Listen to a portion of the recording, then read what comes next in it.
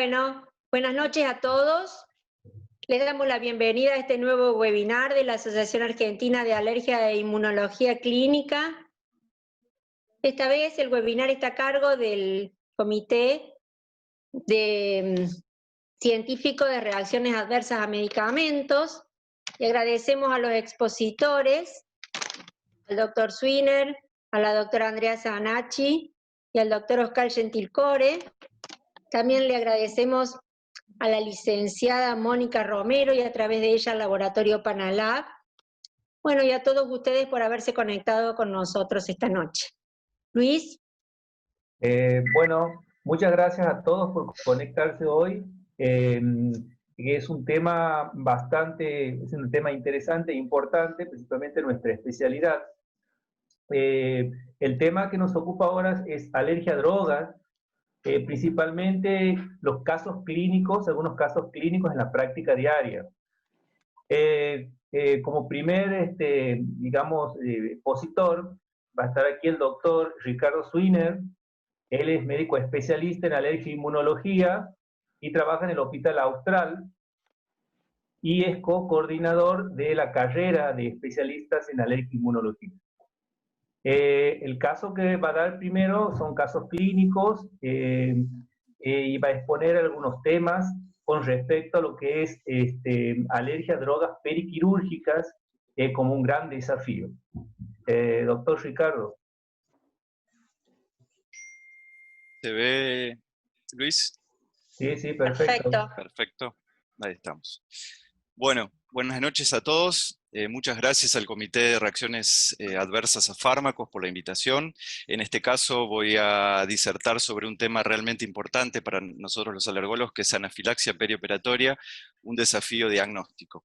Y bueno, estamos en la Semana Mundial de la Alergia, cuyo eslogan este año es: el cuidado de las alergias no se detiene por el COVID-19.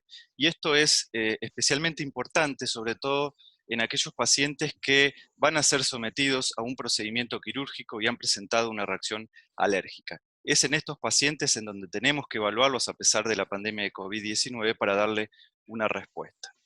Vamos a comenzar con el caso clínico. Esta es una paciente de sexo femenino de 40 años de edad, sometida a una colicistectomía laparoscópica programada. Como antecedentes personales, la paciente refiere rinitis alérgica, no refería alergias previa a medicamentos, látex, ni elementos relacionados. Había recibido una anestesia odontológica local sin complicaciones.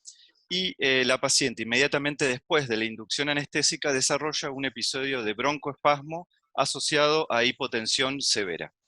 El anestesiólogo lo interpreta y trata como un cuadro de anafilaxia perioperatoria.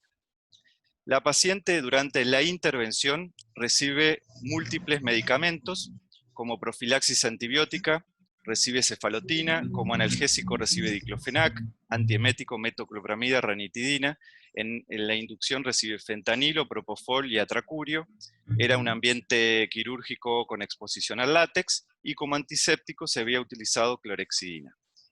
Y la primera pregunta entonces que uno se hace es si anafilaxia perioperatoria es sinónimo de alergia a anestésicos generales. Y la respuesta es que no.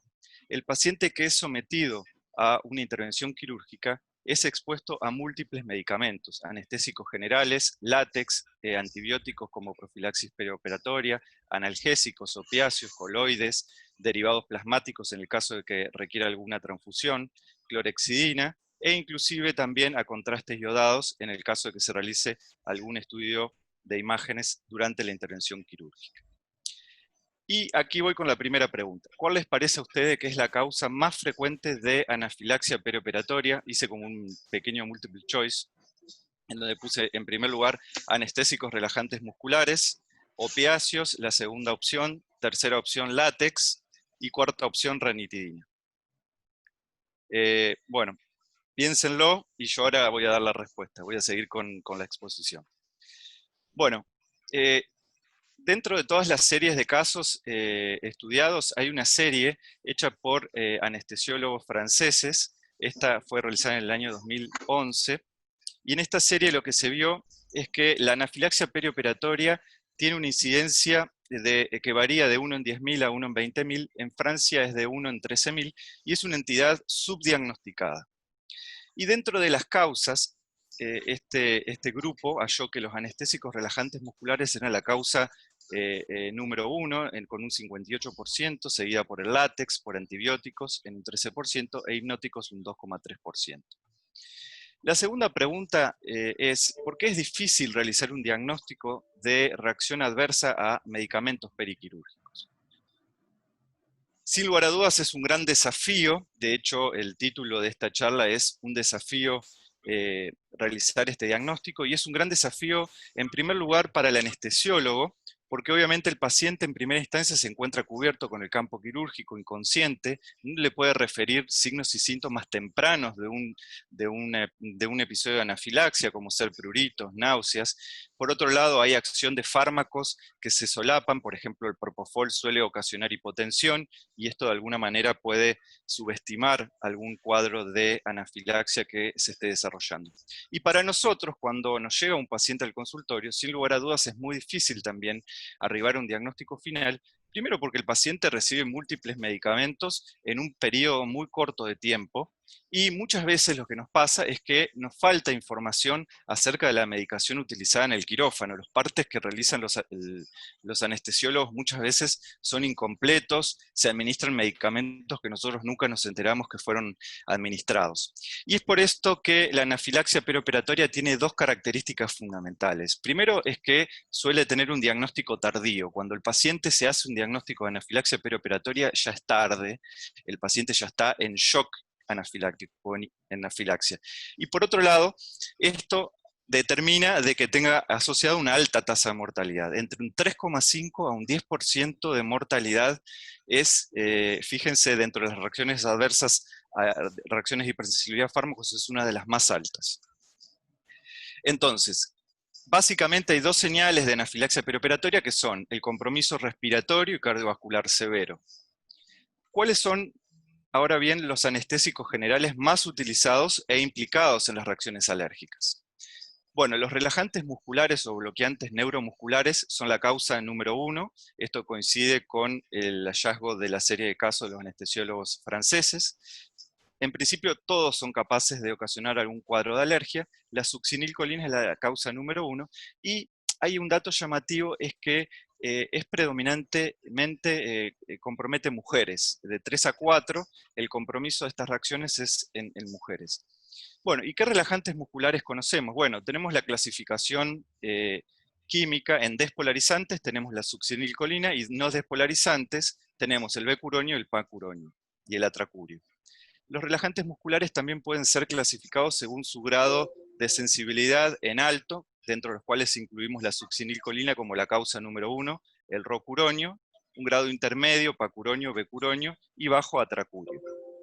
Y según el mecanismo inmunológico implicado, tenemos mecanismos IgE mediados, IgE dependientes, y esto está íntimamente relacionado con la estructura de amonio cuaternario que presentan, y de hecho hay una alta tasa de reactividad cruzada entre los distintos relajantes musculares. Fíjense en esta fórmula, el becuronio y el pancuronio, hay una alta tasa de reactividad cruzada. Y escuchen, ¿no les suena la palabra amonio cuaternario en estos días? Hay un dato llamativo, el 80% de los pacientes que tienen reacciones de hipersensibilidad de estos relajantes musculares nunca han sido previamente expuestos a esto. Y esto se debe a que la hipótesis está dada que fundamentalmente estarían debido a la exposición a todo lo que es desinfectantes, y fíjense ahora que nosotros estamos más con el tema de la pandemia, el tema del amonio cuaternario que se ha puesto de moda. Fíjense que esto podría ser un sensibilizante previo. Y luego, bueno, distintos maquillajes, y esto quizás podría explicar el por qué las reacciones de hipersensibilidad de relajantes musculares es más frecuente en mujeres. Y por otro lado, el mecanismo no IgE mediado, que lo voy a llamar, antiguamente llamado de granulación mastocitaria directa, el atracurio. Les comento que en los últimos años se ha descubierto que esta degranulación mastocitaria no sería tan directa, sino que estaría implicado un relajante, un receptor llamado receptor X2 acoplado a proteína G relacionado con mastocitos, que es este de aquí que pueden ver. Fíjense, dentro de los alergenos que encontramos aquí, dentro de los medicamentos tenemos, por un lado, medicamentos que ocasionan reacciones de hipersensibilidad IgE mediadas, dentro de los cuales clásicamente tenemos a los antibióticos beta-lactámicos, a las pirazolonas, anticuerpos monoclonales. Después tenemos medicamentos que actúan por mecanismos IgE mediados y por activación de este receptor nuevo, dentro de los cuales incluimos a los relajantes musculares, a las fluoroquinolonas, a la vancomicina. Y luego tenemos medicamentos que actúan generando una reacción de hipersensibilidad o una reacción adversa, mejor, llamada, dentro de los cuales incluimos, por ejemplo, el icatibant. El icatibant es un medicamento utilizado para el tratamiento del angioedema hereditario. Y fíjense que estos se van a unir a este receptor X2 acoplado a proteína G relacionada con los mastocitos y va a determinar el influjo de calcio al interior del mastocito con la consecuente liberación de los mediadores químicos. Bien. Bueno, los síntomas por lo general que ocasionan los relajantes musculares suelen ser inmediatos y fundamentalmente ocasionan hipotensión, síntomas cardiovasculares, respiratorios, urticaria y angioedema. Luego tenemos agentes inductores, el más utilizado es el propofol. El propofol tiene una característica que es una emulsión que contiene aceite de soja, albúmina de huevo y glicerol. Y bueno, en algún momento se propuso tener precaución, sobre todo en aquellos pacientes con alergia alimentaria a la soja y al huevo. Esto, bueno, hay estudios que avalan, que dicen que hay que hacer una evaluación prequirúrgica, pero bueno, sería una de las preguntas también para poder desarrollar después en las discusiones. Luego tenemos las benzodiazepinas. La verdad que las benzodiazepinas son causa muy poco frecuente de reacciones de hipersensibilidad y de todos el midazolam es el más seguro. Luego tenemos los opiáceos. Es raro que ocasionen reacciones anafilácticas y de todas las más comunes se encuentran la morfina y la meperidina. Y estas actúan por un mecanismo de granulación mastocitaria directa no mediada por IgE. De todos los opiáceos, el fentanilo es el más seguro de todos.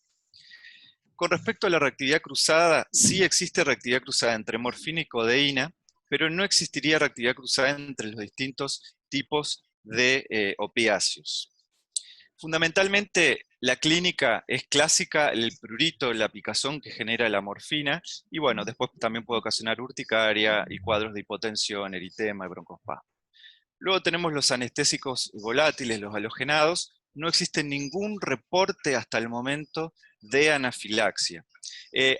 Sí existe un reporte con el alotano de una hepatitis fulminante inmunológicamente mediada, pero no sería un mecanismo de hipersensibilidad. Bueno, esta es otra pregunta multiple choice que les realizo.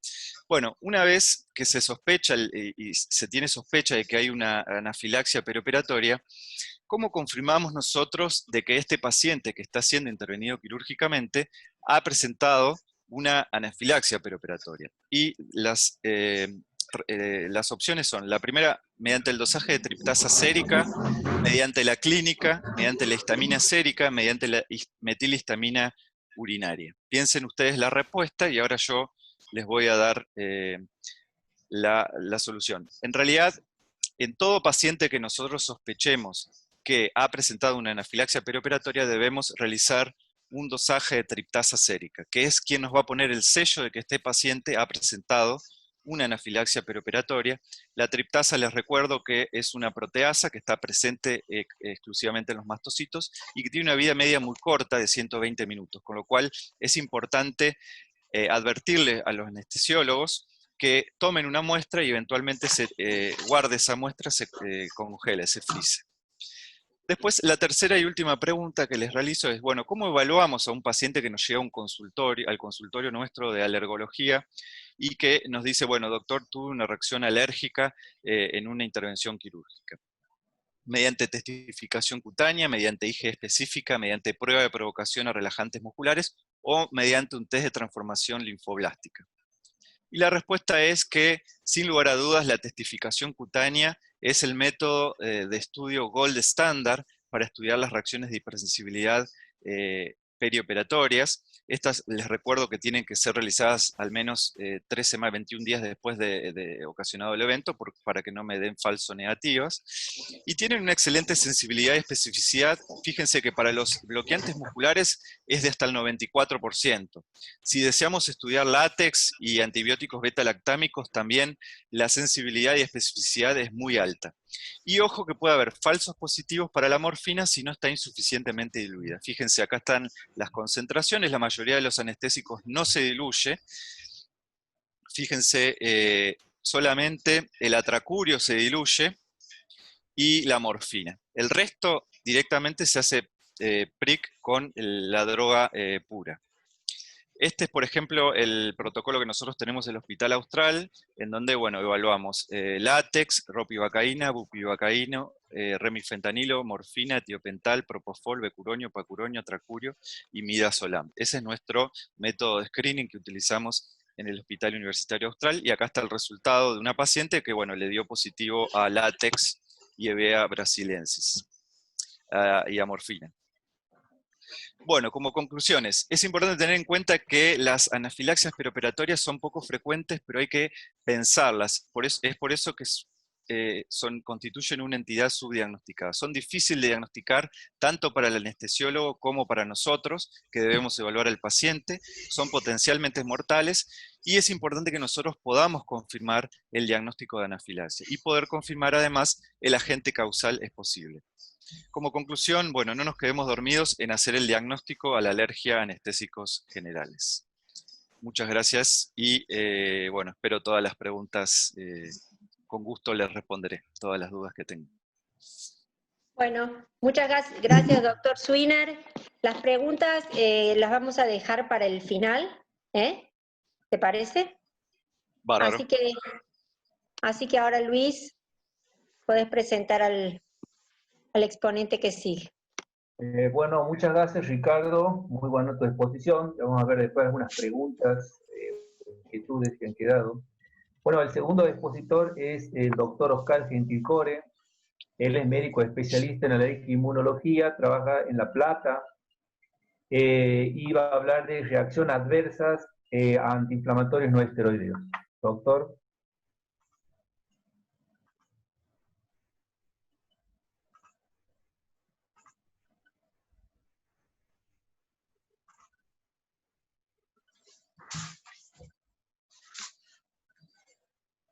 ¿Bien ahí, Luciano? Perfecto, doctor. Bueno, muchas gracias por la invitación a participar en esta Semana de la Alergia, a todo el comité, a Pablo, a Cora y a mi amigo Luis Ayago.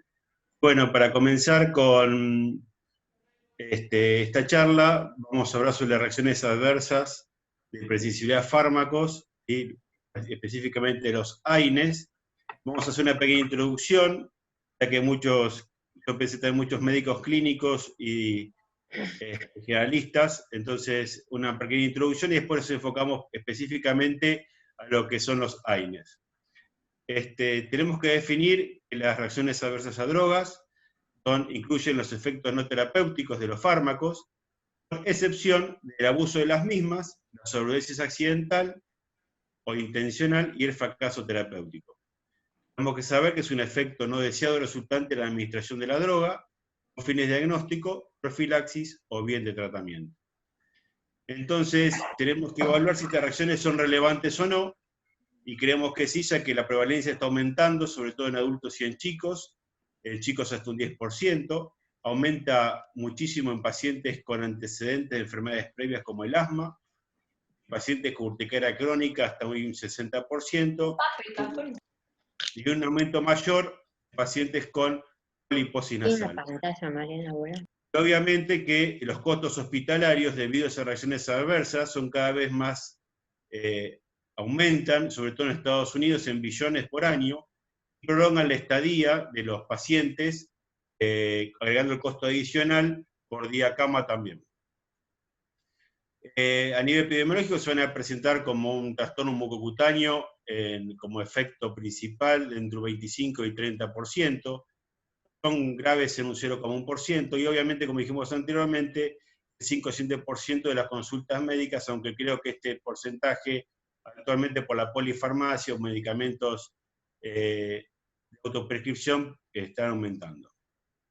Las reacciones, las drogas involucradas, principalmente que reacciones a nivel cutáneo, que se presentan principalmente son los beta-lactámicos y las sulfas. Y después, con la presentación de urticaria y angedema, y los daines y la vancomicina. También a este grupo agregamos los anticonvulsivantes, que después la doctora Anachi nos va a hablar, la fenitoína y la carbamazepina, y agregamos el grupo de los inhibidores de la enzima convertidora. Entonces tenemos que evaluar si estamos frente a una reacción adversa o una reacción alérgica a drogas. Tenemos que tener presentes los factores predisponentes que tenemos en el sexo femenino principalmente, la terapia múltiple y las patologías previas del paciente. Y obviamente la vía de administración y con respecto al fármaco, la bioactividad del mismo y el tipo de fármaco que estamos administrando.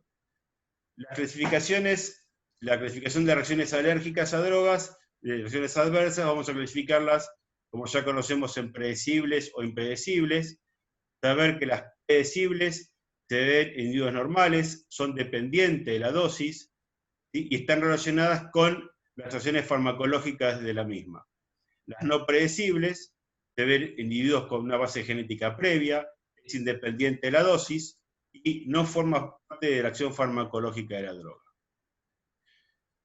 Los efectos principales de las predecibles son los efectos colaterales, los secundarios, y hoy por hoy creo yo que es un alto porcentaje de las interacciones medicamentosas con la polifarmacología. Acá vemos de las reacciones de tipo A, lo más comúnmente, como dijimos, las acciones colaterales, que pueden ser inmediatas o retardadas, los efectos secundarios y las interacciones medicamentosas de 2 o más drogas. Las reacciones impredecibles o inmunológicas de hipersensibilidad, ya todos conocemos los mecanismos de Helicobacter, y las no inmunológicas, donde estarían involucrados los DAINE, la pseudoalergia, la idiosincrasia o la intolerancia. Entonces, frente a un paciente con una reacción a medicamentos, nos tenemos que plantear dos cosas: qué hacer y qué no hacer. Es muy común en la sala de guardia o médico clínico, entramos en pánico o bien salen corriendo. Entonces, tenemos que hacer un diagnóstico oportuno, un tratamiento inmediato y medida de prevención. ¿A qué llamamos medida de prevención?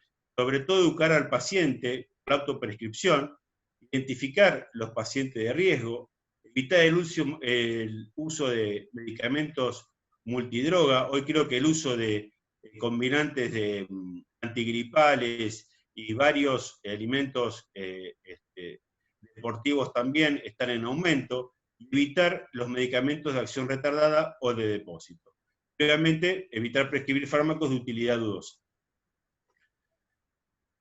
Acá vemos que yo creo que hoy el mayor porcentaje de prevalencia en la consulta de reacción adversa a un medicamento, los pacientes vienen con una lista terrible de medicamentos que toman, muchas veces se autoprescriben, y bueno, yo creo que es un alto porcentaje posible de tener esta reacción.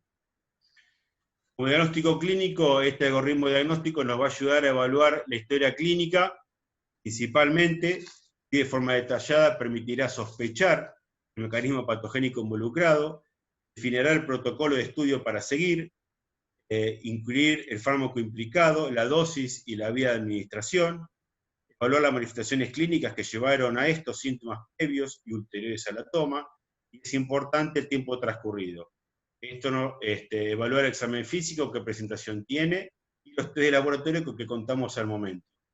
Siempre, antes de ayudar al diagnóstico, evaluar, modificar la toma, buscar una droga alternativa, y si se busca, educar al paciente de qué manera la tiene que tomar y avisar el tema de síntomas, una cuestión de anafilaxia, de riesgo. Para entrar en las reacciones por DAINE específicamente, sabemos que son los DAINE de uso muy frecuente, es la segunda causa principalmente de reacciones adversas. Se usan para, obviamente, todos sabemos, como antipirético, analgésico, antiinflamatorio, inhibición de la función plaquetaria. Son los más recetados también en adultos y en chicos. En pediatría, según algunos trabajos, es la segunda causa, ¿sí? Se presentan principalmente como un cuadro urticaria y edema. El mecanismo, como dijimos, son reacciones pseudoalérgicas, exacerban una urticaria crónica previa, obviamente también exacerban reacciones respiratorias. Todos conocemos el mecanismo de acción, inhibiendo la ciclooxigenasa y la síntesis de prostaglandinas. Esto va a ser importante porque se van a clasificar según el grupo químico o según la capacidad de inhibición de las enzimas COX. Entonces, esto es importante para evaluar una droga alternativa a los grupos carboxílicos, como el ácido acetilsalicílico, los acéticos, como el diclofenac, el ketorolac, los propiónicos, como el ibuprofeno, naproxeno, el grupo del ácido mefenámico, y por último los oxicam, el meloxicam y el piroxicam. Es presente también, obviamente, el grupo de los coxib, celecoxib y el telecoxib. Después de esta clasificación, tenemos una clasificación según cómo inhiben las enzimas la COX1 y la COX2. Esto va a ser importante luego para la elección de un medicamento alternativo, según el cual el paciente ha venido con un cuadro de una reacción adversa, y entonces eso nos va a dar la pauta para evaluar el medicamento prescribir. En este vemos el tipo de reacción y manifestación clínica que tenga. Acá se ve que los antecedentes del paciente, el asma, la rinitis, la urticaria crónica, se van a asociar con exacerbaciones de su obstrucción bronquial, de la disnea, congestionación o rinorrea, exacerbar la urticaria y el angioedema. En esta diapositiva vemos más que nada el mecanismo inmunológico o alérgico, por cuadro para diagnóstico, origen mediada, síntomas dentro de la primera hora de la ingesta, los puntos claves que tenemos que evaluar, la urticaria, la angioedema, la anafilaxis después de la toma del aire, y esto cuando es solo por una reacción solo por un solo DAINE. El diagnóstico está basado en la historia clínica, como dijimos anteriormente, y es de importante interés si el paciente tiene historia previa, obviamente con la ingesta de otro DAINE. Es importante preguntarnos qué tipo de reacción tuvo, si fue inmediato o retardado, en qué intervalo tuvo la ingesta con las manifestaciones, qué tipo de manifestaciones tuvo, tipo cutáneos, de vía aérea, de otros órganos, qué gravedad de la reacción manifestó, cuánto le duró y si había tolerado anteriormente otro DAINE o el de la propia ingesta. Entonces volvemos al algoritmo diagnóstico. Esto es importante tener presente. Creo yo, en los médicos clínicos y en la guardia de la clínica donde estoy yo, es importante para que lo tengas presente para evitar problemas y estar más seguro ante la atención de un cuadro de reacción adversa o bien una anafilaxis. El paciente, una vez que llega a la consulta alergológica, tenemos tres tipos de pruebas para diagnosticar: las pruebas cutáneas, las in vitro y las pruebas de provocación. Las pruebas cutáneas sabemos que el valor pronóstico es nulo, casi no tienen valor. Las pruebas in vitro, la sensibilidad es poca. El test de erosión de basófilos podría suponer una alternativa, pero la sensibilidad no supera el 5%. Nos podría orientar quizás para luego hacer un diagnóstico más confirmado con la prueba de provocación. Cuando hay, siempre tener presente que se realiza cuando no hay otra alternativa. Esta prueba de provocación controlada y está contraindicada en pacientes que han tenido previa anafilaxia. Siempre tener presente que se realiza en un lugar apropiado, no en un consultorio, en una institución, si es posible unidad de terapia intensiva o de un consultorio de guardia donde tengamos un manejo, una reacción importante de una anafilaxia. Tener presente que previo a eso se enmascaran medicamentos como los beta-agonistas inhalados, los antihistamínicos y anticolinérgicos, y se requerían pruebas de función pulmonar previas a la administración del fármaco. Acá como resumen tenemos las ventajas y desventajas de los métodos de diagnóstico de laboratorio, la IG sérica específica, la integración de basófilos, el PRIC-test, la prueba de provocación controlada. Como tratamiento, Hay que evitar, obviamente, las drogas involucradas, informar, importante, en forma escrita y oral al paciente para facilitar ese tratamiento. Los pacientes evaluar, tener presente la intolerancia cruzada, la que puede ocurrir entre el 75% de los pacientes, reacciones cutáneas agudas tras drogas. Y cuando la administración de un DAINE es imprescindible, como en caso de pacientes que requieren sí o sí algún tratamiento antiagregante o antiinflamatorio, tenemos que evaluar la desensibilización. Como dijimos, tiene indicaciones precisas para realizarla, es cuando se necesita sí o sí un medicamento de tratamiento de la patología, la droga es irreemplazable, drogas con reacción cruzada es inevitable, o bien reacciones previas al fármaco que no produjeron documentadas como graves o fueron erupciones leves. Siempre evaluar costo-beneficio de la prueba de desensibilización. La misma tiene contraindicaciones, tenemos absolutas y contraindicaciones relativas. Por lo general son pacientes que presentan enfermedades cardiovasculares previas, insuficiencia hepática o enfermedades inmunes, ya es una contraindicación absoluta. Son pacientes polimedicados, o sea que hay que evaluar siempre el costo-beneficio. Estos son protocolos de sensibilización, aspirina, que se puede asociar a otros DAINE también. Hay diferentes protocolos, los esquemas tradicionales de sensibilización de los DAINE se pueden realizar entre 3 días, administrando dosis progresiva, hasta que se tolere los 650 miligramos. Hay protocolos de 7 días, también llegando a la dosis antiinflamatoria, protocolos de 7 horas, basado en una administración controlada cada 90 minutos, siempre evaluando la función pulmonar. En este caso vemos un protocolo de tiempo en minutos cada 30 minutos, hay cada 90, eso según cada profesional o cada institución creo que aplicará el protocolo conveniente.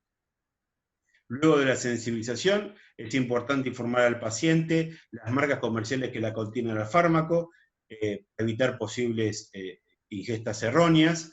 El informe escrito, un informe escrito deben tener para que el paciente comprenda, y sobre todo si en el caso de los chicos, es muy importante que quede claro el ambiente familiar, escolar, social, lúdico o deportivo. Terminando, como conclusión podemos decir que la variabilidad de la clínica hace el diagnóstico de certeza de esta patología un gran desafío. Hay mucho por avanzar desde el consultorio alergológico. Creo que se cuenta con herramientas necesarias para arribar a un diagnóstico de certeza, para mejorar la calidad de atención y la calidad de los pacientes.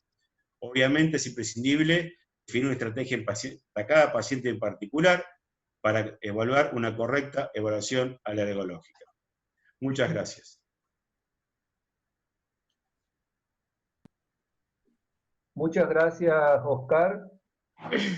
Después contestaremos las preguntas, que aquí hay varias preguntas en el chat. Bueno, ahora se la presenta la próxima charla, digamos, a la doctora Andrea Zanacci. Ella es médica especialista en alergia e inmunología en Córdoba, trabaja en el Hospital San Roque, y va a presentar casos de farmacodermia por anticonvulsivantes. Doctora.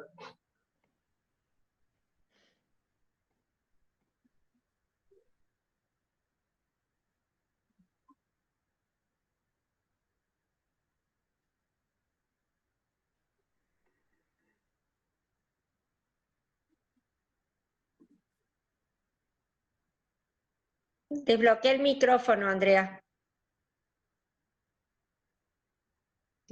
¿Ahí? Perfecto. ¿Me escucha? ¿Sí? Perfecto. ¿Está bien? Ahora, Okay. pon en modo presentación. ¿Cómo se hace eso? ¿Viste la pantallita que tenés abajo que tiene una patita? Ahí hace clic.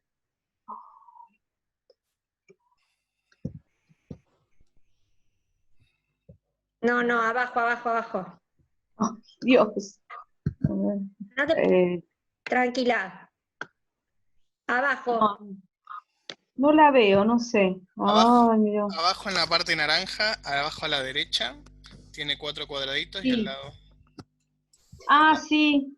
Ahí uno está. más, uno más, uno más a la ¿Ahí? derecha, ese mismo. Ahí está, perdón. Perfecto. Perfecto. Continúa. Bueno, la tecnología no es Perfecto. lo mío. ¿Qué tal? Buenas noches a todos. Un saludo a la comisión directiva de la Asociación de Argentina que invitó Maxi, Pablo Moreno, Cora. También saludo a mis compañeros que soy de la comisión directiva de la Asociación de Alergia de Córdoba y un saludo a mis compañeros del Hospital San Roque con quien tengo el gusto de trabajar. Bueno, la verdad que me decidí cuando hice esta presentación a contar una historia, porque creo que es muy importante, porque es lo que nos pasa. A modo de anécdota, este hospital eh, está cerca de la terminal de ómnibus de Córdoba, entonces tiene mucha afluencia, mucha gente va ahí, mucha gente termina internada, entonces este detalle da de que tengas la oportunidad de ver muchos casos y muchos pacientes, y bueno, por eso es que puedo contar estas historias. A ver, sigo. Bueno, ¿qué pasó? Esto fue en el año 2018, una paciente de 68 años de edad, bueno, sexo femenino. Ella es enviada a nuestro servicio de alergia en el año 2018 porque presentó lesiones pruriginosas, maculopapulares fijas en la cara, en el tórax, espalda, abdomen, miembros inferiores, y también la región palmo-plantar tenía más o menos 48 horas de evolución y un poquito de fiebre, tenía 37 de fiebre. Lo importante de esto es que ella concurrió acompañada por su médico de cabecera. Por suerte tenemos una muy buena relación con la gente de neurocirugía que nos está consultando mucho. Entonces, este neurocirujano la acompaña al paciente porque ella había ido a realizarse un control, dado que hacía un mes la habían operado de un tumor cerebral, y le cuenta lo que le está pasando al doctor y el doctor la lleva, la acompaña al servicio nuestro. ¿Con qué estaba ella? La paciente había sido operada hace un mes, como les cuento, y se fue de alta con la siguiente medicación, con fenitoína, 100 miligramos cada 8, dexametasona y diclofenac. Estuvo todo bien, su alta, su postoperatorio lo pasó bien, pero bueno, al mes de control sucede este problema. Miren, esas son las lesiones que ella tenía, por respeto a ella tapé sus ojos, pero bueno, las lesiones que se habían empezado a asomar, a la altura de la cicatriz también había lesiones alrededor de su cabeza. Fíjense que aquí también habían empezado a aparecer queilitis, erupciones, tenía la faringe eritematosa. Y esto así se estaba viendo ella, se comenzaba a ver su espalda. Así se presentó a la consulta, tenía unas lesiones maculopapulares y descamación.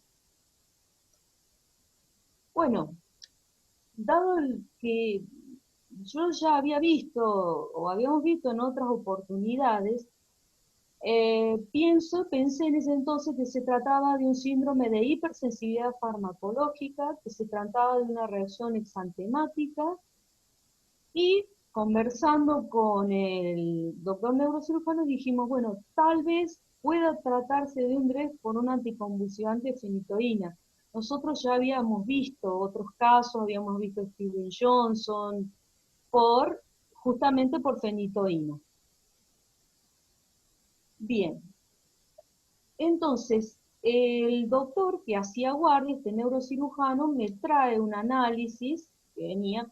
Lo que encontramos era aumento de la GOT, GPT, fosfatasa alcalina, la gamma glutamiltrapeptidasa estaba a 658, pero lo que era glucemia, urea y creatinina se encontraba dentro de valores normales.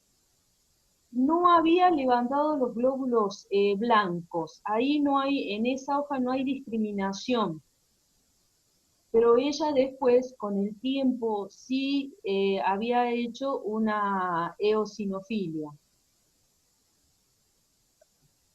Ahora, ¿qué conducta tomamos? Tomamos como supuesto que la fenitoína fue el medicamento nocivo, dada la experiencia que teníamos, porque pudo haber sido el diclofenac también que ella estaba tomando, es en menos, pero pudo ser, o tal vez la dexametasona, porque toda droga puede causar cualquier tipo de reacción.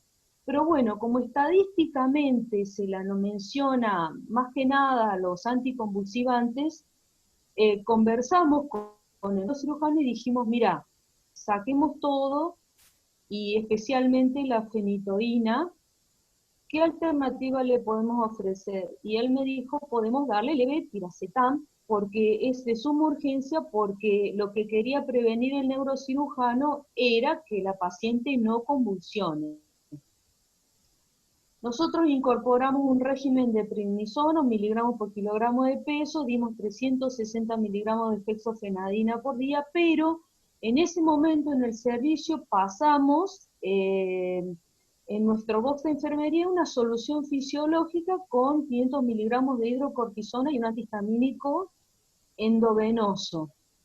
Y si bien la paciente se fue a su casa porque, digamos, no presentaba como criterios de gravedad, aunque le dijimos que se mantenga atenta, todos los días hacíamos que ella fuera al servicio y la íbamos controlando. Y vimos que con el tiempo ella iba mejorando. Esta foto, la verdad que la uso desde el año 2003. ¿Saben por qué? Porque hay mucha controversia con respecto al diagnóstico. Ella mejoró, pero empíricamente, porque nosotros sacamos la fenitoína, por la experiencia, por lo que yo había visto anteriormente. Pero no había tenido yo a la disposición de un test de transformación linfocitaria o algo para poder decir con certeza fue la fenitoína. Simplemente al sacarla y dar altos pulsos de prednisona y emolientes para que cuide su piel y demás, la paciente comenzó a mejorar. Entonces por eso es que elegí este slide. Bien, ahora, si es un DRESS, ¿qué es? Y es una reacción adversa, bueno, es idiosincrática, está dentro de las SCARS, y comenzó en forma aguda. La paciente estuvo muy bien tomando su medicación, previniendo sus convulsiones, y de repente, sin saber por qué, comenzó, ella no tenía antecedentes de alergia, no era del país tampoco, no era argentina. Bien. Luego de la administración del fármaco empezó con fiebre, con este malestar general, con este edema de la cara, con esta dermatitis foliativa.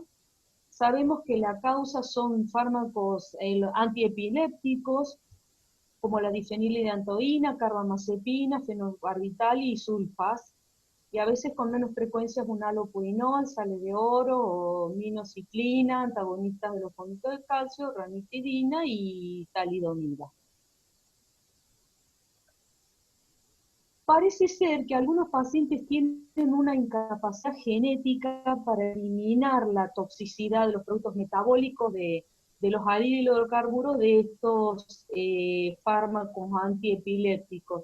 Por lo tanto, esa N-acetilación lenta, la sulfonamida, y hay un aumento de la susceptibilidad de los leucocitos, estos metabolitos tóxicos de la hidroxilamina, entonces hay un mayor riesgo de hipersensibilidad. Y consideré que la paciente había cumplido con los criterios, es decir, la erupción farmacológica cutánea, las anomalías hematológicas de la eosinofilia. Yo no encontré adenopatía, pero sí tenía alta las enzimas hepáticas. La gamma-glutamina transversal la tuvo un buen tiempo elevada. Eso me decidió pensar que se trataba de un DRES.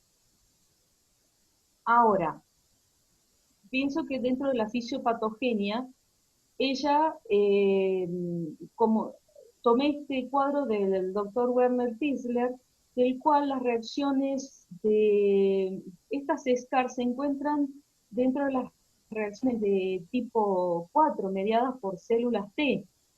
Entonces, para producir este exantema maculopapular, aparentemente tiene que haber una presentación de antígeno, o por sí misma hay un concepto que se llama el concepto PI, que la droga por sí misma puede unirse a un HLA, a un TCR, y hacer que la célula T libere gamma interferón y otras sustancias inflamatorias, llamar a los eosinófilos, hacer la presentación en los nódulos linfáticos, llamando a más células efectoras, comportándose como un linfocito joven y producir la reacción local en la piel. O también infiltrar otros órganos, como que sabemos que el 3 tiene compromiso, como puede ser hepático, o nefritis, o una miocarditis, que muchas veces puede ser causa de la muerte por fallas de estos órganos blancos. Bien, pero hay otras farmacodemias que también las tenemos que tener en cuenta. Por eso es lo mío de contar historias, porque esto fue lo que nos pasó en el hospital. Si, por ejemplo, se observan las manos, allí hay una señora que, ese es un Steven Johnson, por una señora con metástasis cerebral por un cáncer de mama que había tomado fenitoína también para tratar sus convulsiones. Lo curioso de esto, y yo lo cuento, esto lo presenté en el meeting del 2018, pero creo que siempre es bueno como recordarlo, que ella pensó que había sido una alergia a una leche chocolatada, una alergia alimentaria. Siguió tomando el medicamento y terminó internada con un síndrome de Steven Johnson bastante severo, fue diríamos a un Lyell. Pudo salvar su vida, pero estuvo mucho tiempo internada y muy mal. Había tomado genitales, las conjuntivas, había hecho sinequias, fue muy duro sacarla adelante. Después hay otro caso por carbamazepina, el de la espalda, y después tenemos una vasculitis allí por anticonceptivos. Después tenemos, sí, hay una urticaria, que si bien pertenece a una versión tipo 1, pero este caso fue curioso porque el paciente tuvo un dolor de pecho, por lo cual fue a la guardia de un hospital, se le dio diclofenac, el paciente tomó, hizo esa urticaria generalizada, muy fuerte, y obviamente terminó internado, pero no solo eso, aparte, el paciente, el dolor de pecho había sido porque estaba desarrollando una neumonía. ¿Por qué cuento estas historias? Porque estoy hablando de los alertas, porque hay que mirar más allá. Esa es la idea. En el caso de, pueden ver así el abdomen, es una chica que terminó en terapia intensiva por usar dipirona. Ella la había utilizado antes. Fíjense que las lesiones se comportan como un gran quemado. Había tomado la dipirona, había tenido lesiones, pero no le dio importancia. Tiempo después tuvo un cuadro gripal o lo que sea, y toma dipirona y termina en una UTI. Entonces, esto es para demostrar, y después tenemos de un brazo de un paciente con una colitis ulcerosa que estaba polimedicado, estaba usando como 3 o 4 antibióticos y hizo un eritema fijo por drogas. Entonces, esto es el día a día. ¿Qué pasa? Cuando vamos a un hospital nos llaman a salas para ver esto de SCAR. Los pacientes generalmente están usando 4, 5, 6, 7, 8, 9 medicamentos. y nosotros tenemos que tener la inteligencia o la capacidad o el raciocinio suficiente para saber qué droga es y para ayudarlo al paciente a mejorar su calidad de vida, ya que muchos de ellos están internados. Entonces hay que discriminar qué es lo mejor para ellos. Es agudizar el ingenio.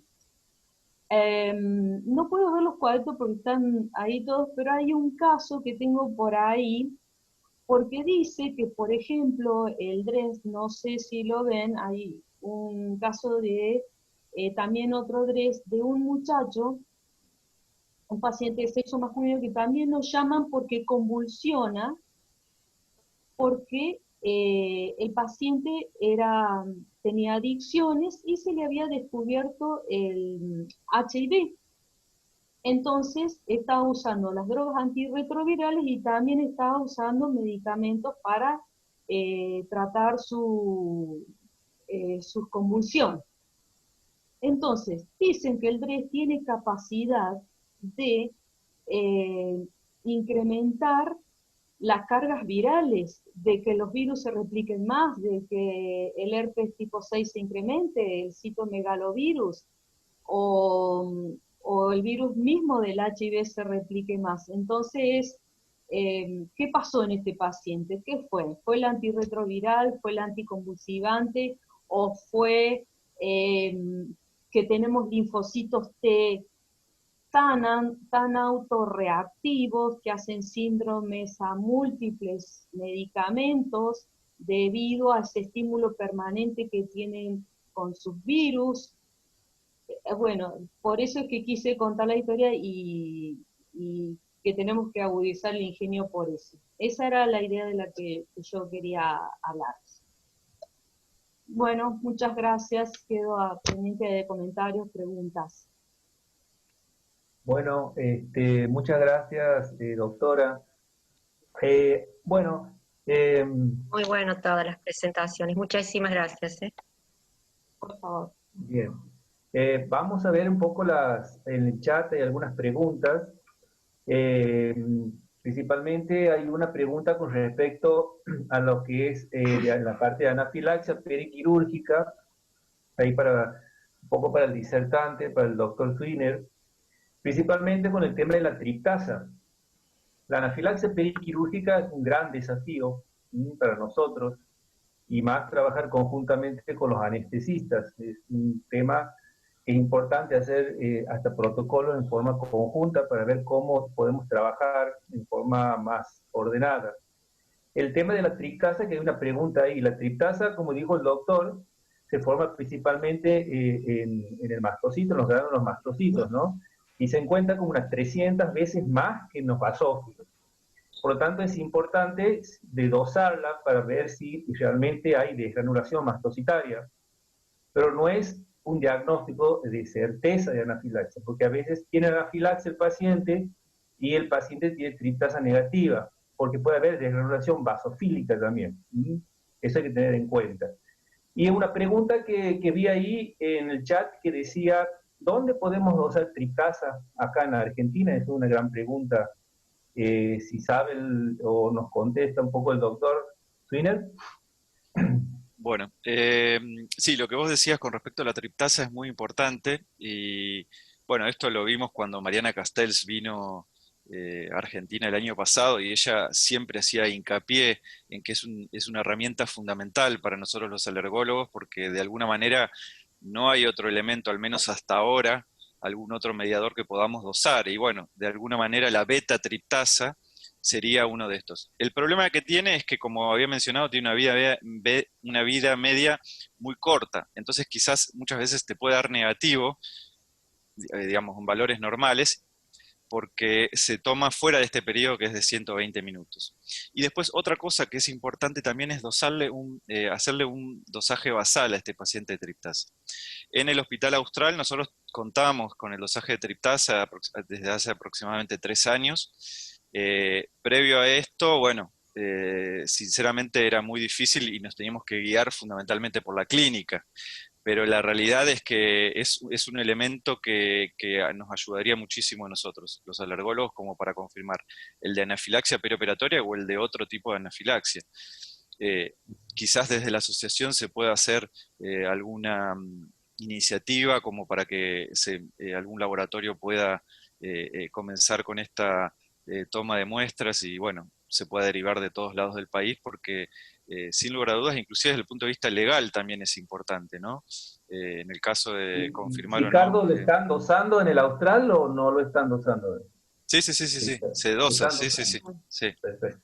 Desde hace 2 o 3 años, es nuevo igual, pero sí, actualmente se está dosando y bueno, uno tiene que hacer un trabajo, como vos decías, tenés que ir a hablar con los anestesiólogos, porque bueno, obviamente ellos hacen y deshacen en quirófano, como dice el dicho, lo que pasó en Las Vegas, pasó y queda en Las Vegas, lo que pasó en quirófano quedó en quirófano, y muchas veces ellos polimedican, administran múltiples medicamentos, no lo dejan registrado, inclusive bueno, ya conocemos cómo es, y bueno, entonces hay que hacer un trabajo en conjunto con los anestesiólogos, eso es fundamental para poder arribar al diagnóstico, porque después ese paciente nos va a venir a consultar a nosotros y nosotros le vamos a tener que dar una respuesta.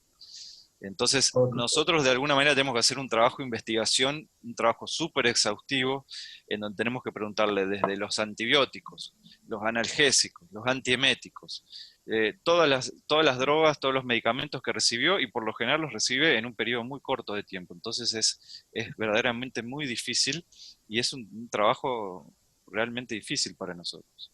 Pero la realidad, Ricardo, es que el paciente nunca sabe qué medicamentos recibió y en general viene con una orden de interconsulta con alergia o evaluación por alergista porque tiene que ser operado a la brevedad y nosotros no tenemos ni noción ni sabemos cómo empezar.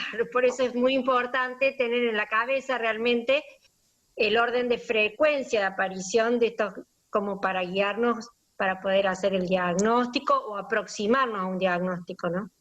Exactamente. Muchas veces me ha pasado que yo me metí adentro del quirófano y fui a hablar con el anestesiólogo. Bueno, contame, me vestí como un cirujano y bueno, esto es así. Muchas veces uno tiene que ir a buscar la información porque inclusive por más que haya inclusive historia electrónica, como es lo que tenemos en el Hospital Austral y en teoría queda todo registrado, muchas veces esto no ocurre, en la práctica diaria no ocurre y bueno, uno es quien tiene que ir. Y bueno, a veces uno tiene que ir a hablar, bueno, ¿qué le pasa?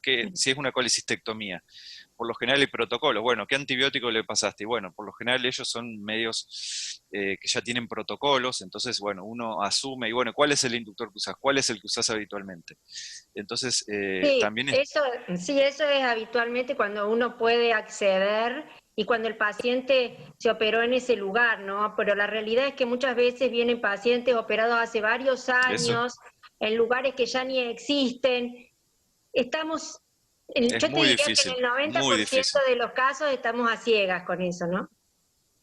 La realidad que es muy difícil complicado. eso. Sí. Es muy complicado, la verdad. Pero bueno, por eso es tan importante saber cuáles son los más frecuentes y como vos lo recalcaste bien. ¿Querés repetirlo, Ricardo? ¿Cuáles son los más frecuentes? Relajantes musculares, látex, no nos olvidemos látex, ¿sí? Que es muy importante. Después, bueno, antiinflamatorios no esteroideos, antibióticos. Bueno, también los antibióticos son muy importantes, sobre todo beta-lactámicos, se utilizan como profilaxis periquirúrgica. Después también, bueno, tenemos inclusive los antisépticos, la clorexidina, bueno, y en menor proporción, inclusive el paciente si se transfunde también, y material de contraste iodado, en el caso que se utilice también. O sea, uno tiene que abrir la mente y, bueno, y ver qué, digamos, ponerse en el lugar del paciente, qué es todas aquellas cosas que pudo haber recibido, y bueno, indagar al que estuvo ahí al lado, o al cirujano, o al anestesiólogo, alguno de los dos, y bueno, es un trabajo...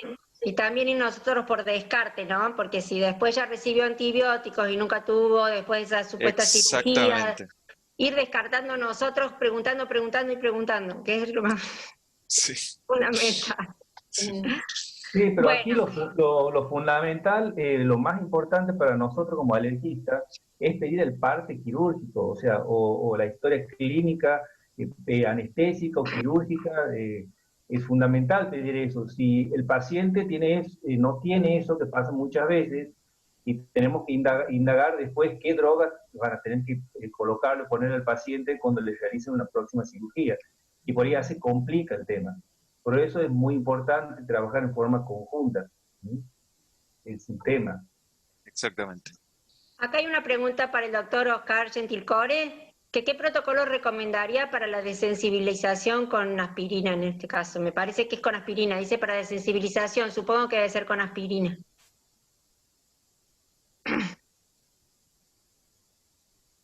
Oscar, desactiva el... Activen, ahí ¿Me está. escuchan ahora? Sí, perfecto. En realidad el que se está usando básicamente es el de 7 horas, con una administración progresiva de dosis controlada, intervalos aproximadamente 90 minutos, hasta que el paciente tolere más o menos los 650 miligramos por vía oral, controlando obviamente la función respiratoria y los signos vitales. Yo creo que el que más, es más, la amiga de Ricardo Castells, también creo, la escuché hablando sobre ese protocolo de 7 horas. ¿Sí? Ahí, creo que es por él que también se utiliza, yo lo he utilizado un par de veces. Yo creo que ese es el más conveniente. Uh-huh. No sé si Hay contesté. una pregunta también de una paciente que luego de ingesta de sartal compuesto, digamos propinox con clonixinato de lisina y ácido mefenámico, presenta una erupción cutánea en cara y cuello, etcétera, y requiere asistencia de guardia. ¿Y qué estudios le solicitaría? O sea, digamos, ¿cómo la comenzaría a estudiar? Con esa múltiple... Para el doctor Gentilcore. Perdóname. Sí, sí. Bien, discúlpame. No, No pasa nada. Bueno, es el problema que como quizás quise poner, el tema de la polifarmacia que estamos involucrados y que nos viene al consultorio. Es bastante complicado. Evaluar qué está tomando la paciente, por qué lo está tomando, por qué patología. Yo creo que seguramente con ese llamarlo cóctel antiinflamatorio, seguramente sea una paciente con dolores al tipo artrósicos, dolores crónicos. En ese caso yo creo que la indicación puede ser evaluar la gama de los Eterecopsib. Pero obviamente que el otro lo deje antes de hacer una prueba. Pues no sé la edad, bueno, la clínica, si es por eso, y me imagino que sea por el tipo de medicamento que está tomando, yo elegiría por esa rama. Es complicado, porque tiene todo. Para la doctora Sanachi hay una pregunta de ¿cuánto tiempo se dejan los corticoides a dosis inmunosupresoras en el DRES? Bueno, mira, yo lo fui manejando empíricamente, o sea, estuve creo que 7 días, yo la iba viendo cómo iba mejorando, pero fueron 7 días más o menos, pero también seguí pasando, viste, el suero, porque eso lo aprendí de la doctora Castel también, que dice que si vos pasás, no se lo supone, ella cuando habla de quimioterápicos o biológicos, pasás un suero también para tratar la anafilaxia, para liberar ¿viste? Los antígenos de la droga que quedan en sangre. Entonces, de alguna manera pasé el suero y estuve 7 días más o menos y pasaba hidro, lo mismo. Y iba viendo cómo iba mejorando ella, pero 7 días aproximadamente lo hice. O sea, sí. suero con hidrocortisona más Pasé, sí, el corticoide. Sí, Perfecto. sí, tuve que hacerlo así porque fue difícil sacarla, digamos. Me parece que está... ¿querés agregar algo, Andrea? No, nada más. Me parece que esta es para Ricardo Swiner. Si hacen intradérmicas de despolarizantes, hay que aclarar que esas no se hacen puras. Me parece que lo habías aclarado, ¿no? Yo hablé sobre todo las concentraciones de la testificación cutánea. Las intradérmicas no se hacen puras. De hecho, No se bueno, hacen. no. Eso solamente hablé de la testificación percutánea, no intracutánea. Percutánea.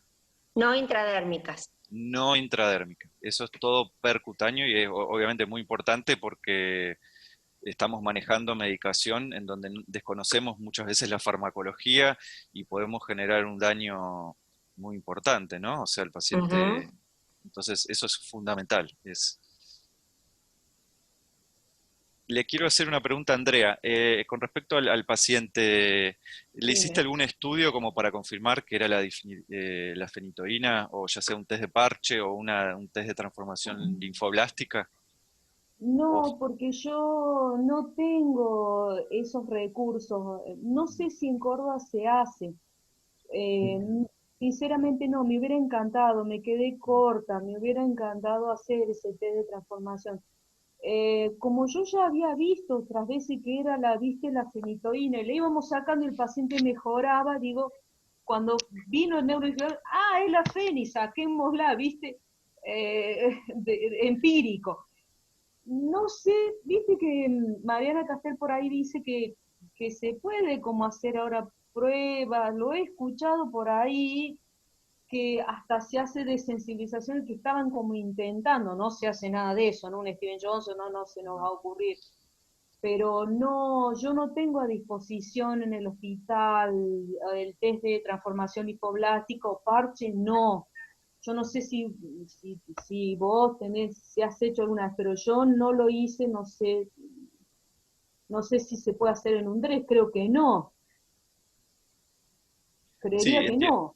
Eh, en principio el test in vitro lo que permite, que en este caso sería el TTL, que es el test de transformación linfoblástica, es que uno no va a Claro, exponer al paciente, porque el claro, paciente que tiene una reacción de hipersensibilidad tipo SCARS, mínimas claro. dosis puede desencadenar Desencadenar. el Exactamente, cuadro. eso, por Entonces, eso, los no. test in vivo, en este caso sería, bueno, alguna intradermo con lectura tardía, por ejemplo, Ajá, estaría sí, contraindicado, o al menos yo no la haría por las dudas, porque claro. mínimas dosis, por el mecanismo que vos mencionabas, que es el mecanismo del P-concept, ¿viste? Del mecanismo de acción, Sí, mínimas sí, dosis, sí, en sí, donde sí, la sí, sí. droga de por sí sola genera, sin ningún tipo de receptor, la reacción, y bueno, activa directamente al linfocito. Y bueno, Claro, que claro. en el caso del DRES es una reacción de tipo 4B, ¿sí? Sí, Después, sí, si sí, es sí. un PEGA, ya puede ser 4D, si es un Claro, NET, es un 4C, bueno, eso dependiendo del mecanismo mira, fisiopatológico involucrado, pero sí. entiendo que por ahí un test de parche se podría hacer, no sería contraindicación, y por ahí podría darnos algún, si Sí, bien la sensibilidad y la especificidad del test de parche no es muy alta, aproximadamente el sí, 50%, con lo cual que nos dé negativo tampoco nos descartaría, ¿no? Y claro, lo claro. mismo nos pasa a todos, ¿viste? En ese escenario clínico es la fenitoína, y sí, o sea, porque, Sí, Porque es claro, lo más frecuente. claro, entonces vos decís, exactamente, claro, es sí, digamos, por eso es que muchas veces el pálpito nuestro, pero bueno, entiendo que nos vamos a tener que empezar a guiar mucho más por los estudios, y bueno, creo que falta un poco más en esta parte de la alergología, un avance en términos de métodos diagnósticos, ¿no? Yo claro, creo que sí, sí. Acá mucho es ¿Sabes por por justamente este... qué conté la preguntan, historia? ¿Por qué conté la historia? ¿Por qué me decía contar historia? Porque hay un gran hueco de falta de diagnóstico ahí que vamos a tener que hacer algo al respecto, tenemos que avanzar en eso. Es por eso. Exactamente. acá preguntan, por ahí Ricardo, vos que tenés dosaje de Sí. triptasa en el hospital, ¿qué aplicación tienen los dosajes de triptasa seriados? En realidad, la aplicación sería, bueno, en principio que el paciente no tenga una condición preexistente favorecedora de reacción inespecífica, digamos, hablando específicamente de un síndrome de activación Ya, mastocitaria, entonces, digamos. Entonces, estos pacientes, de manera basal, digamos, tendrían, de hecho, también esto también hace hincapié en Mariana Castells. Bueno, de hecho, ella dio una charla el año pasado en el Congreso del año pasado de agosto, ella dio exclusivamente, y bueno, esto es importante y tendría un valor diagnóstico en el caso de que uno sospeche una reacción no por hipersensibilidad, sino una reacción por histamino-liberación inespecífica en un paciente con una mastocitosis o un síndrome de activación mastocitaria clonal, digamos. En tal caso, bueno, sería el dosaje de triptasa basal a los 2 días.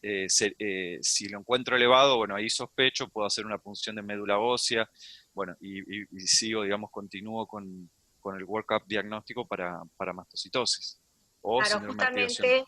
justamente otra de los comentarios era que la triptasa basal también sirve para ayudar el diagnóstico de una mastocitosis. Algunos pacientes que hacen reacciones perianestésicas o un grupo selectivo de AINES pueden tener de base una mastocitosis. Exactamente. Y es uno de los diagnósticos diferenciales para nosotros. Siempre tener en cuenta estos pacientes que pueden reaccionar con, sobre todo cuando nos tiene que llamar la atención, sobre todo si el paciente ha tenido múltiples reacciones a múltiples fármacos, si ha tenido también reacciones por picaduras de insectos, que tienen una característica clínica fundamental, es que el paciente se choca inmediatamente. Y que tiene test negativos para venenos de abeja, avispa, hormiga colorada, es negativo. Inclusive los test nos van a dar negativos en estos pacientes. Pero bueno, uno tiene que pensar en un paciente con mastocitosis siempre. Esos que se chocan rapidísimo, que uno no entiende por qué hacen esas reacciones tan abruptas, ¿no? Exactamente. Sí.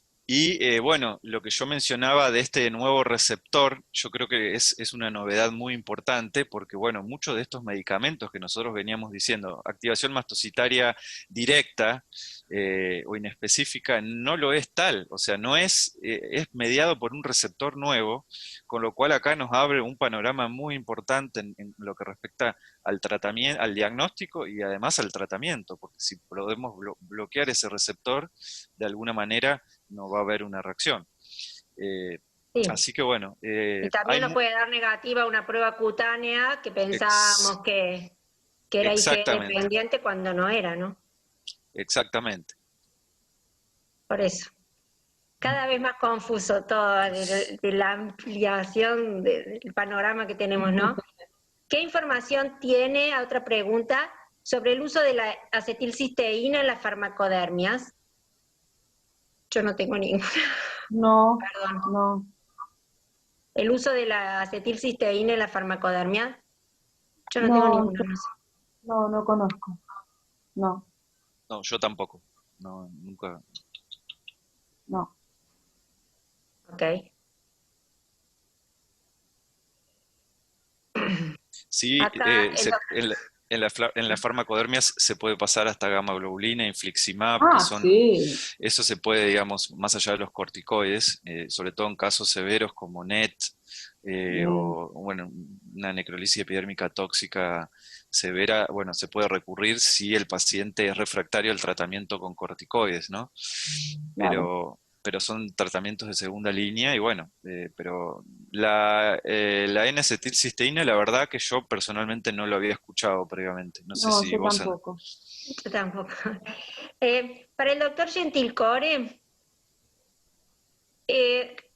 si tiene posibilidad, porque habían dicho de dosaje de IgE específica para ibuprofeno en algunos casos, sobre todo para AINES, pero no está disponible la IgE específica. Estaba en el cuadro, ¿no es cierto? Pero no está disponible la IgE específica. No, lo que estaba era que no tenía valor. La IgE como que no tenía valor. ¿Y prueba cutánea? No estaba en el cuadro, no. No, está bien. Que a mí me había parecido que estaba, pero no existe la IgE específica, porque uno ve a veces algunos informes de RAST a ibuprofeno que... No, lo que decía el cuadro era que no se había validado la detección de IgE específica frente a los DAINES. Perfecto. Eso es lo que decía la pantalla, digamos. Perfecto. Oscar, te quiero hacer una consulta, Oscar. ¿En qué pacientes le realizás prick test para AINES? ¿Con dipirona, diclofenac, tenés experiencia? No, con prick test no lo realicé, no tengo, no. La verdad que no. Ok. Bueno, ¿hay alguna otra pregunta? Me parece... El doctor Berardi dice que tiene una pregunta, a ver. Escribíla. desde Corrientes.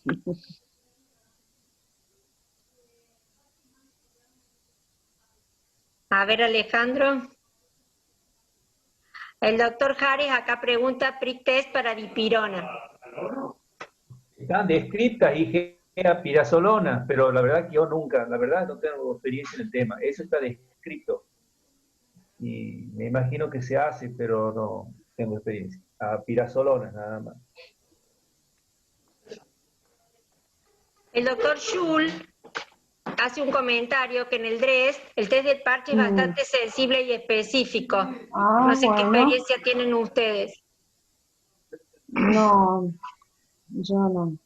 En Córdoba sé que la doctora, no me acuerdo el apellido de la doctora, que presentaba varios casos de test de parche por reacciones retardadas a drogas. Ahora no me estoy acordando del apellido, ¿no? Pero sí se hace, ¿no? No en casos tan severos, ¿no? Como NET, ¿no? De eso, pero Claro, no. sí se hace casos y tiene una sensibilidad bastante importante. Acá otra pregunta. Acá el doctor Berardi pregunta, ¿en qué porcentaje se da la reacción cruzada entre AINE-COX-1 y COX-2? Inhibidores de la COX-1 y de la COX-2. Para el doctor Genticore. Las reacciones cruzadas se acercan cerca al 70%, puede ser. Se describen como reacciones cutáneas agudas, aproximadamente.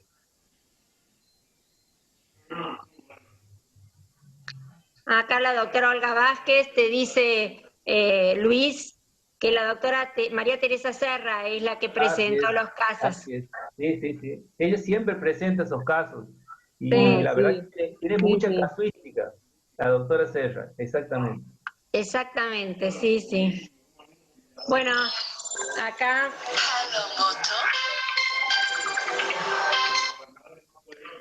la doctora, acá la licenciada Mónica Romero del Laboratorio Panalab los felicita a todos por las excelentes disertaciones y nos agradece la invitación de la asociación a compartir esta semana de la alergia.